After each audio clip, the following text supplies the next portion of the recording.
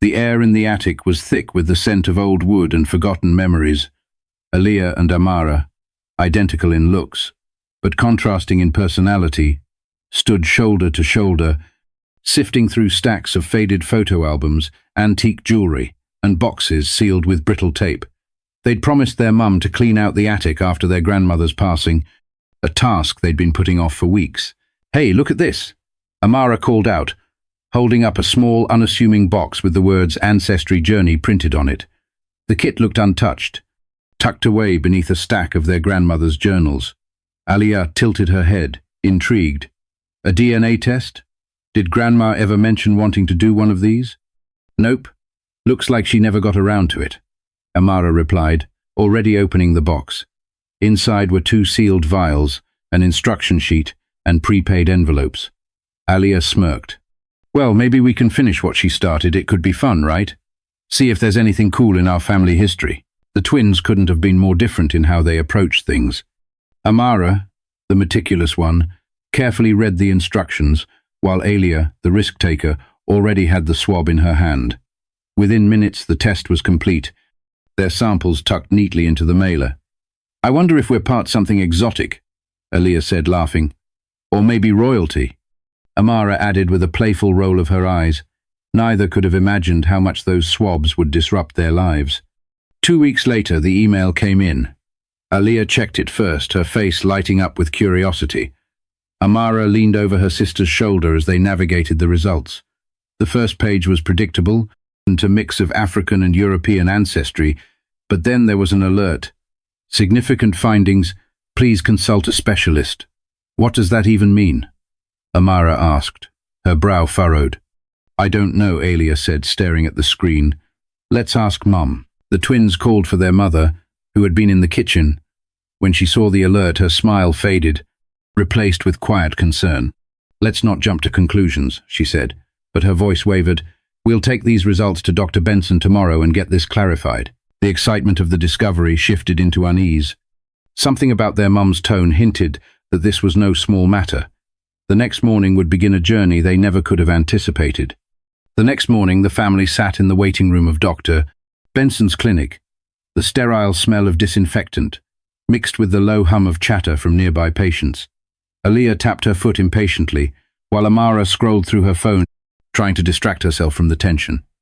Their mother sat silently, her hands gripping her purse tightly, her eyes fixed on the door leading to the examination rooms. When their names were called, the 3 of them filed into Dr. Benson's office. He greeted them with his usual warmth, but his demeanor shifted as soon as he opened the file containing their DNA results. "Let's take a look," he said. Adjusting his glasses, his fingers flipped through the pages, but then they stopped. His smile faltered. "What is it?" their mother asked, leaning forward in her chair. Dr. Benson's expression was unreadable. "I need to review this thoroughly before jumping to any conclusions. Do you mind if I step out for a moment?" The room fell silent as he left, closing the door behind him. The ticking of the clock on the wall seemed louder now, each second stretching into an eternity. "Mum, what's going on?" Amara asked, her voice barely above a whisper. "I don't know, sweetheart," she replied, though her face betrayed her uncertainty. "Let's just wait for the doctor." Minutes later, the door opened again. But this time, it wasn't just Dr. Benson who walked in. 2 uniformed police officers stood behind him, their faces grave.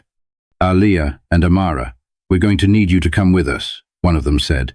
Their mother shot out of her chair. "What is the meaning of this? They're just kids." "Doctor." Benson raised a hand, trying to calm her. "Ma'am, there's been a finding in their DNA that requires further investigation. I can't say more here, but this is a matter of legal importance." Panic swirled in the room like a storm. Aliyah and Amara exchanged wide-eyed glances, fear written all over their faces. "What did we do?" Aliyah blurted out, her voice shaking. "It's not about what you did," the officer replied. "It's about something that's been found." The twins were escorted out of the clinic, their mother following close behind, demanding answers. Flashes of cameras greeted them as they stepped into the bright daylight outside, local reporters already swarming the scene, shouting questions, and just like that, their ordinary lives became the center of a mystery that would shake their family to its core. The drive to the police station was eerily quiet. Aliyah stared out the window, her reflection ghosting over the passing buildings. Amara clutched their mother's hand tightly, her knuckles white. No one spoke, but questions churned in their minds. What could possibly be so serious that the police had to get involved? At the station, they were escorted into a small, sterile room with a plain table and 3 chairs. A detective entered, introducing himself as Detective Harris, a tall man with a stern face, but kind eyes. "I know this is overwhelming," he began, sitting down across from them. "But I need you to understand, we're trying to protect you." "Protect us from what?" their mother interjected, her voice sharp. "You haven't told us anything." Detective Harris opened a manila folder and slid a document across the table. It was a printout of the twins' DNA results. Highlighted in bold letters at the bottom were the words, "Genetic match to unresolved criminal investigation." The room seemed to tilt as the weight of the words sank in. "What does that mean?" Amara asked, her voice trembling.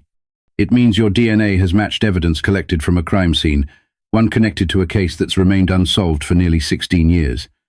Detective Harris explained. Their mother's face went pale. "What kind of crime?" Harris hesitated, then said quietly, "It's related to an abduction case." The twins exchanged bewildered looks. "But we were only babies 16 years ago." Aliyah protested. "Yes," Harris replied, "and that's why this is so unusual. The DNA match comes from biological material found at the scene, a match to both of you. This suggests that someone closely related to you was directly involved." Their mother's hands began to shake. "No, this has to be some kind of mistake." Harris softened his tone. "That's what we're here to determine. But we need your cooperation. Is there anyone in your family, past or present, who might have been capable of something like this?" "No," their mother exclaimed, her voice rising. "My family is not like that." But Aliyah, who had been silent until now, asked quietly, "What about Grandma?" Her words hung in the air like a thunderclap. Detective Harris leaned forward. "Your grandmother? Did she ever talk about anything unusual?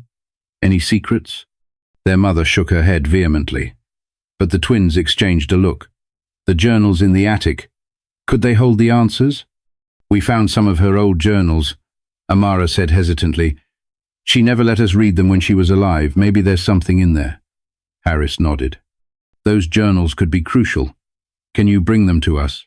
Their mother hesitated, but eventually agreed. "We'll get them," she said, her voice tight. "But this has to be a mistake. It has to be."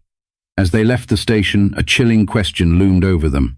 What had their grandmother been hiding all these years? Back home, the air felt heavier than before. The family gathered in the living room, the box of journals from the attic placed on the coffee table, like a time bomb waiting to go off. Aliyah and Amara exchanged a hesitant glance before opening the first book. The handwriting was familiar, delicate yet firm, the same way their grandmother spoke when she was alive. The entries started innocently enough, notes about family recipes, neighborhood gossip, and fond memories. But as they moved deeper into the journals, the tone shifted. "Listen to this," Amara said, her voice tight. She read aloud. "The night it happened, I couldn't sleep. I heard the car pull up and I knew something wasn't right. But when I saw the package left at the door, my heart stopped. I didn't want to get involved, but what choice did I have? I had to protect them." "What package?" Aliyah asked, her voice rising. Their mother leaned forward, her hands trembling. "Keep reading," Amara continued, flipping to a later entry. "They're safe now, but I can't stop thinking about that night. Every time I look at them, I wonder if they'll ever find out. I'm taking this secret to my grave." The room fell silent. "Them?" Aliyah repeated. "She's talking about us." Their mother's face crumpled. No, this doesn't make sense." The twins kept reading, uncovering fragmented details of a night their grandmother had deliberately kept hidden. She described a car pulling up to her house late at night, a man leaving behind an infant carrier. There were no names, no explanations, only cryptic references to fear, guilt, and a promise to protect. "Do you think we were adopted?" Amara asked, her voice breaking. Their mother buried her face in her hands. "I don't know. I thought you were mine. I never questioned it." Then they found it. A single envelope taped to the back of one of the journals. Inside were 2 birth certificates. "Look," Aliyah said, pointing to the names of the parents. The mother's name was listed as unknown, but the father's name sent a shiver down their spines. It was a name neither of them recognized, but Detective Harris did. When they returned to the station with the journals and certificates, he froze at the sight of it. "This name," he said grimly. "This man was the prime suspect in the abduction case. He vanished years ago. If this is connected, it could explain everything." The revelation was too much to process. The twins weren't just tied to an unsolved case. They were the case. But why would someone leave them at their grandmother's doorstep? "That's what we need to find out," Harris said. "But it seems your grandmother knew more than she let on. She might have been protecting you from something or someone." With more questions than answers, the family had no choice but to confront a past that refused to stay buried. The following days were a blur of confusion and discovery. Detective Harris began piecing together the fragmented clues, while Alia and Amara pored over their grandmother's journals. The deeper they dug, the darker the picture became. One entry stood out. "He came back looking for them. I lied. I said I didn't know where they were. He threatened me. Said he'd return. I have to keep them safe." Amara's voice trembled as she read the words aloud. "Who's he? And why would he come after us?" Their mother sat silently, clutching her mug of coffee, as if it were the only thing grounding her. "Your grandmother was always protective," she said, her voice distant. "But I thought it was just her way. I never imagined she was hiding something like this." Detective Harris soon confirmed what the journals hinted at. The man listed on the birth certificates was a known associate of a human trafficking ring that had operated in the area years ago.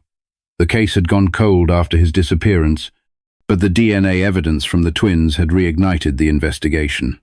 What if he's still out there? Alia asked one evening, her voice barely above a whisper. The thought sent a chill through the room. Harris had no definitive answers, but assured them that every resource was being deployed to find the truth. Meanwhile, the twins struggled with their own questions about identity and belonging. "Does this mean Grandma saved us?" Amara wondered aloud one night. "Maybe," Alia replied. "But it also means she knew we weren't hers, and Mum didn't know either." Their mother, overhearing, stepped into the room. "You're mine," she said firmly, her voice breaking. "No matter what those papers say, no matter where you came from, you are my daughters. That hasn't changed, and it never will." Her words offered comfort, but they didn't erase the unease that lingered in the background. The twins continued to feel like pieces of a puzzle that didn't quite fit together. The investigation uncovered more unsettling truths. Their biological father had been a fugitive for years, accused of crimes far beyond the abduction. But the question that haunted the family most, why the twins had been left at their grandmother's doorstep. One final journal entry provided a clue. He said they were in danger. He begged me to take them. Swore it was the only way to save their lives. I didn't believe him, but when I saw the look in his eyes, I couldn't say no.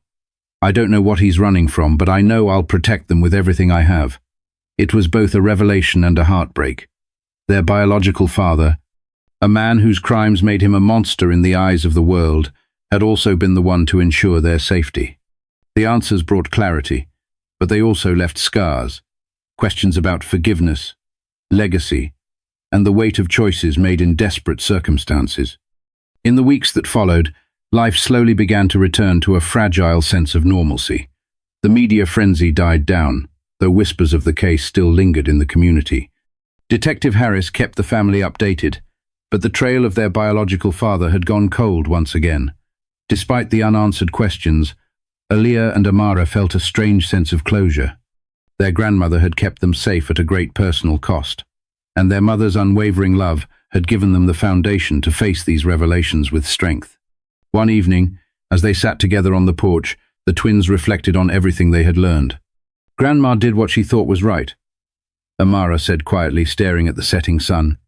"She protected us, even if it meant keeping secrets. She gave us a chance at a life we might not have had otherwise." Alia added, "And Mom, she's been our rock through all of this. No DNA test can change that." Their mother, sitting between them, placed an arm around each of their shoulders. "Family isn't just about blood," she said firmly.